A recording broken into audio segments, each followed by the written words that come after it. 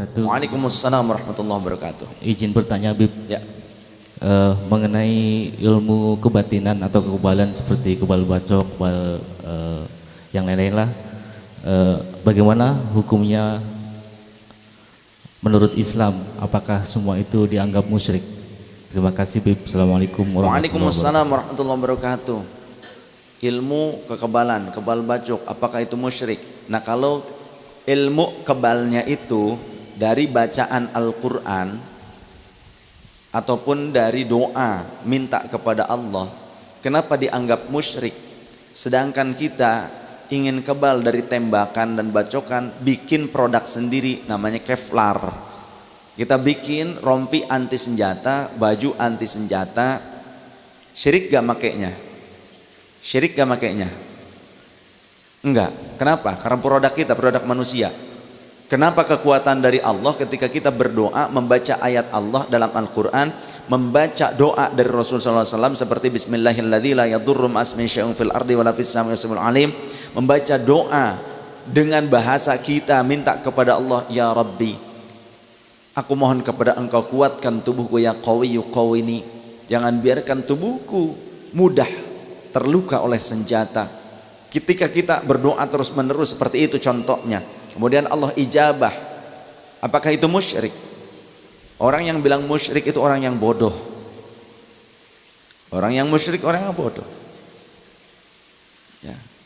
Karena pada dasarnya jika ilmu itu adalah doa kepada Allah, maka berarti ijabahnya dari Allah. Idza arada syai'an ay yaqula lahu kun fayakun. Begitu ya. Kemudian di dalam Al-Quran juga ada sebetulnya penjelasan tentang ketika Allah memberikan kekuatan kepada para sahabat ketika mereka dalam peperangan, mereka tidak binasa oleh lawannya, oleh musuhnya, karena Allah memberikan kemenangan, Allah memberikan kekuatan kepada mereka. Lantas ketika para sahabat berdoa, berzikir kepada Allah, dan di antara zikirnya, slogannya, zikirnya para sahabat ketika perang di antaranya ahad, ahad, ahad, ahad. Seperti itu.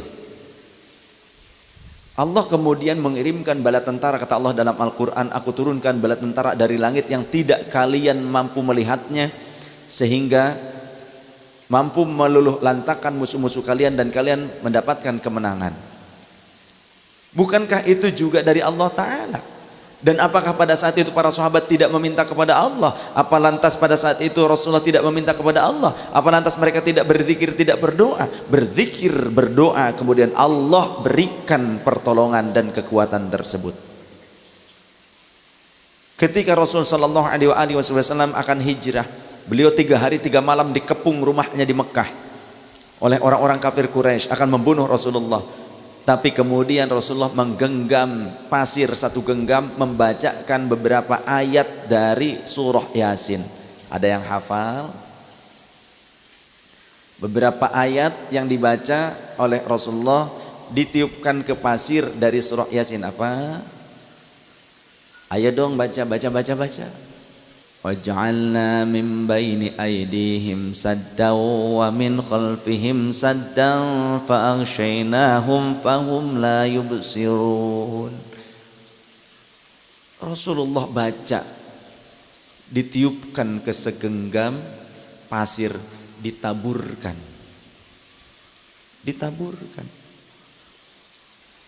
Jadi intinya jika ilmu tersebut merupakan zikir dan doa kepada Allah, kemudian Allah memberikan pertolongan dan kekuatan, itu boleh.